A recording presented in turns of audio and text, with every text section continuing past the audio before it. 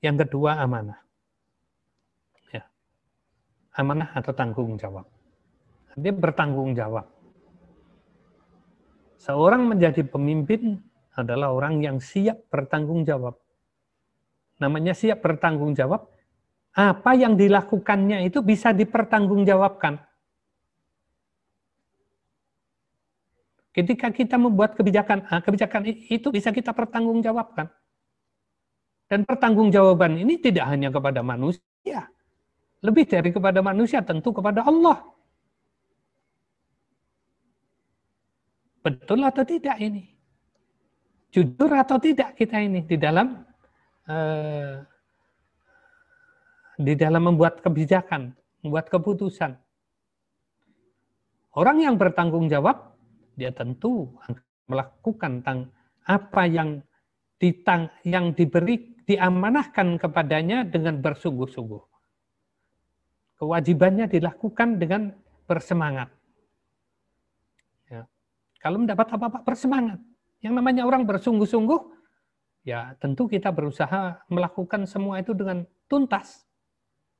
Semuanya tuntas, habis, bersih. Sehingga bisa jadi yang memberi tugas kepada kita itu tidak mengetahui sampai sedetail yang kita paham.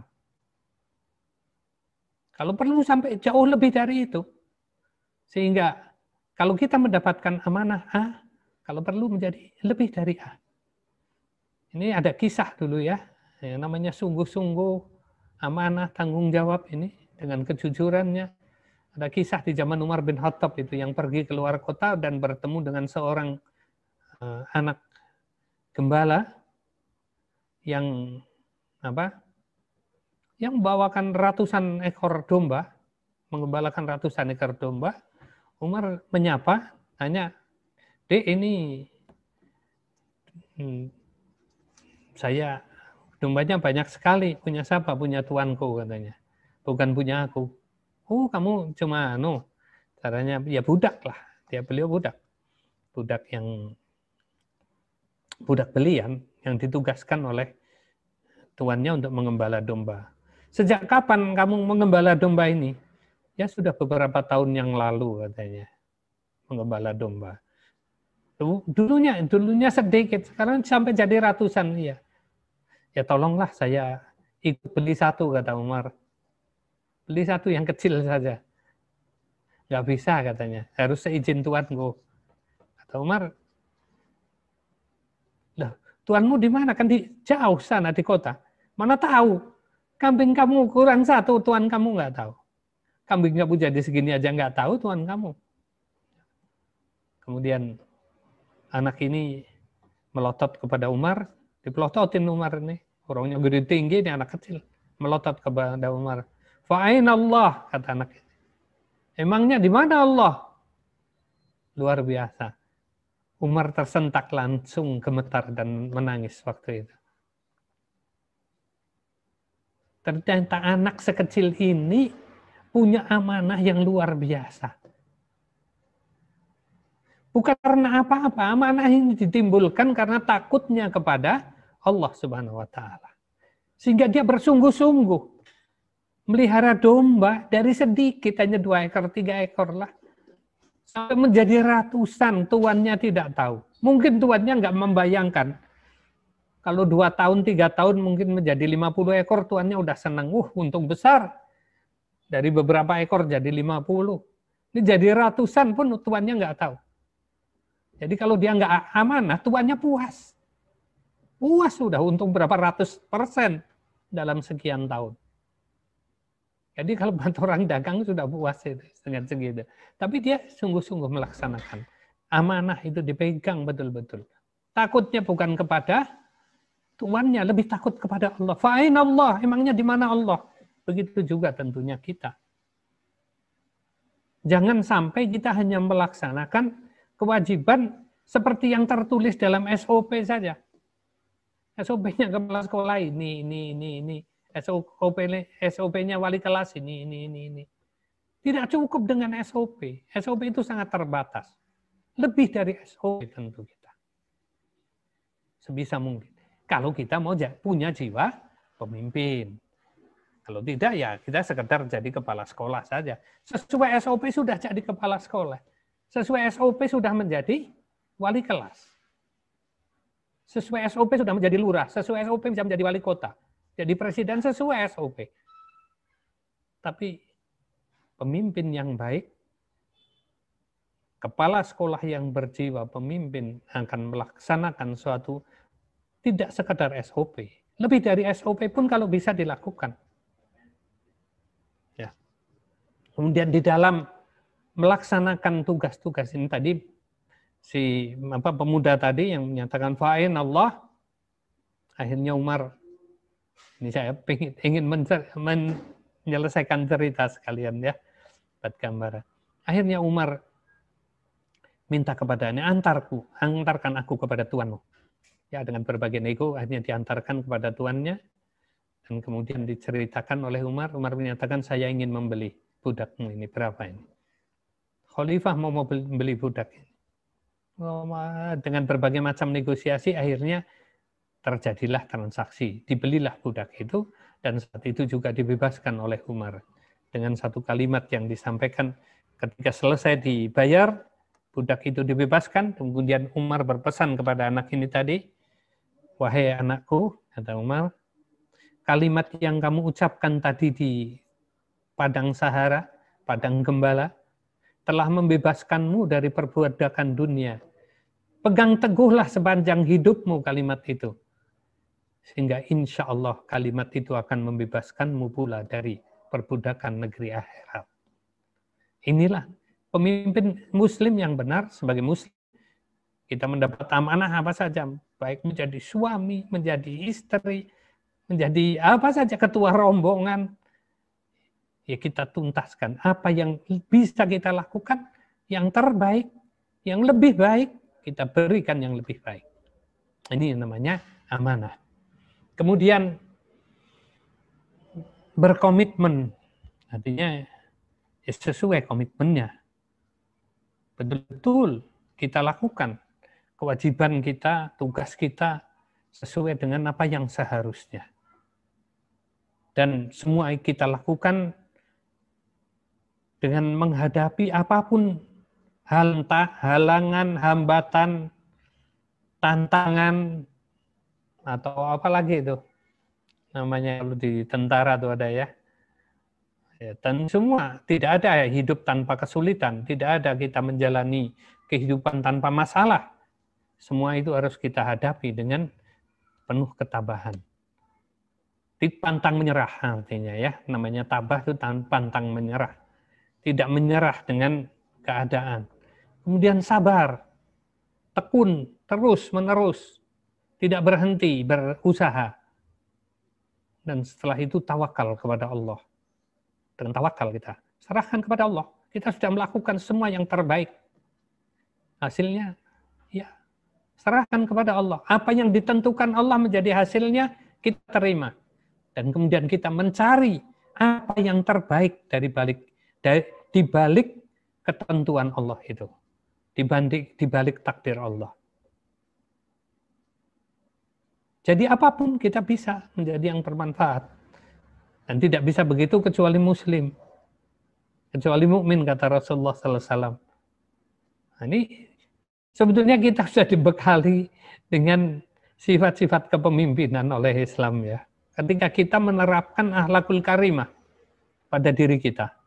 Tabah, sabar, tawakal, sidik, amanah. Ini semua sifat-sifat dari akhlakul karimah kita. Kemudian kalau itu diterapkan, otomatis muncul kepemimpinan kita itu ya.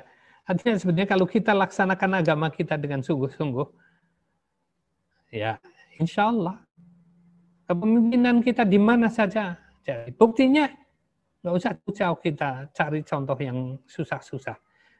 Dari tarikh-tarikh atau dari sirah yang kita temui sehari-hari, mulai dari awal dakwah Rasulullah sampai hari ini penuh dengan mutiara-mutiara sejarah yang menjadi penghias sejarah, ya, bunga-bunga penghias sejarah dari perilaku-perilaku kaum muslimin yang ketika mereka menerapkan agamanya dalam kehidupannya menjadi sesuatu yang luar biasa semua.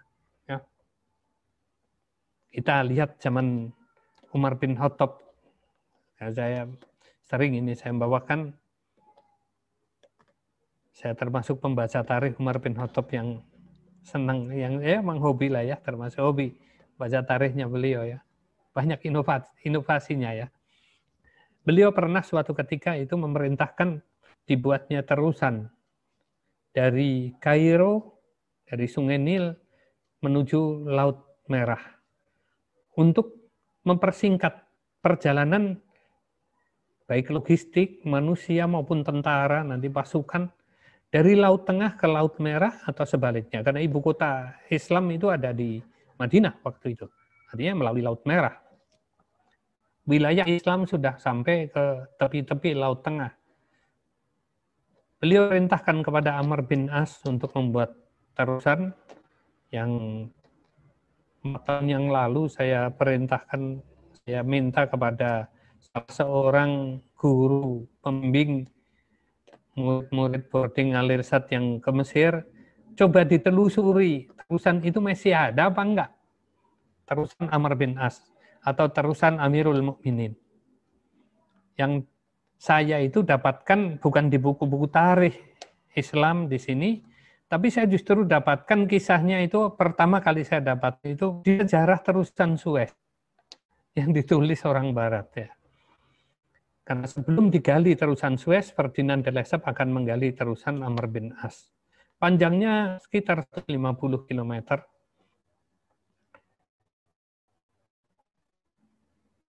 Lebarnya, dalamnya, intinya waktu itu bisa dilewati kapal kayu 700 ton, kapal kayu besar, ya, yang 700 ton, ratusan ton, 3 kali 4 kali kapal pinisi dari Sulawesi, itu pinisi sekitar 100-150 ton, ya kurang lebih 4 kali pinisi besarnya, itu bisa melewatinya. Dan di sejarah itu saya dapatkan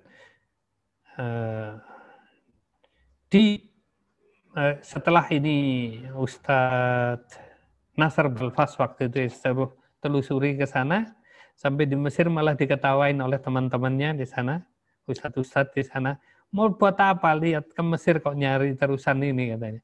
Kalau ke Mesir lihatlah, orang ke Mesir ini carinya piramid, Sphinx, peninggalan-peninggalan Fir'aun.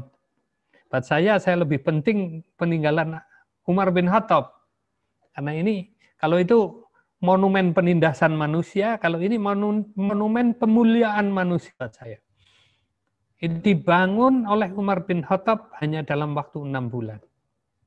Bayangin, jalan tol yang jauh lebih mudah dari itu, panjang 150 km itu di Sulawesi, dibangun berapa tahun? Di Jawa juga lama lah ya. Ini 6 bulan di zaman itu, belum ada mekanik, alat-alat berat untuk membangunnya. 6 bulan selesai. Dan yang lebih istimewa lagi, tidak ada satu pun pihak yang dizolimi. Ini kan luar biasa. Ini hasil dari apa? Kepemimpinan Islam. Kepemimpinan Umar bin Khattab. Kepemimpinannya Amr bin As. Yang tadi sidik dan amanah. Penuh tanggung jawab. Tanggung jawabnya kemana? Tadi itu fa'in Allah, kepada Allah. Emang di mana Allah? Kita berbuat apa saja Allah mengawasi. Sehingga berbuat jauh lebih daripada kemampuannya. Hasilnya luar biasa dari yang dibayangkan. Mungkin Umar bin Khattab sendiri tidak membayangkan hasilnya 6 bulan selesai. Tapi dengan amanahnya, dengan tim yang amanah juga, pemimpin yang amanah, tim yang amanah, semua bekerja dengan amanah, dengan sungguh-sungguh, ya, dengan sabar, dengan tabah, kemudian siap menghadapi risiko. Berani. Apapun tentu, ketika ada yang dizalimi, ada risikonya dong. Apa? Semua tanah yang dilewati dibebaskan dengan bayar. Tidak dirugikan. Ada pemiliknya dibayar. Semua pekerjanya dibayar. Kalau waktu itu mungkin sesuai dengan UMR minimal. Beda dengan Fir'aun, puluhan ribu orang mati jadi budak yang digebugin. Tapi sekarang menjadi satu dari 7 keajaiban dunia. Sementara terusan ini tidak menjadi salah satu keajaiban dunia. Karena wujudnya hanya terusan. Dan sampai sekarang orang Mesir pun tidak menghargai itu. Tidak termasuk salah satu tujuan wisata. Insya Allah kalau saya pergi ke Mesir, saya akan lihat itu. Saya ingin merasakan sendiri sampai ke hati saya. Seperti apa ini tujuan wisata rohani ini ya. Karena kita akan merenungi bagaimana ketika Islam diterapkan di dalam satu kepemimpinan. Kemudian di dalam Islam kita mengenal Imamul Qaum Khadimuhum, kata Rasulullah ya, atau Amirul Qaum Khadimuhum, bahwa pemimpin suatu kaum, suatu umat, satu kelompok manusia, dia adalah pelayannya. Bukan seperti yang umumnya ada di masyarakat sekarang ini. Pemimpin yang dilayani. Sehingga ketika diangkat menjadi pemimpin, syukuran. Adakan acara ya, syukuran. Dan seperti itulah. Artinya siap menjadi pelayan. Bukan siap diistimewakan. Ketika ada pembagian yang terakhir, Umar bin Khattab yang terakhir. Ketika ada pembagian tekstil untuk seluruh penduduk negeri, Umar bin Khattab yang terakhir. Ya. Pokoknya fasilitas terakhir, kewajiban yang pertama itu pemimpin. Jadi pemimpin di depan ketika mengemban kewajiban dan yang terakhir ketika mendapatkan fasilitas. Ya.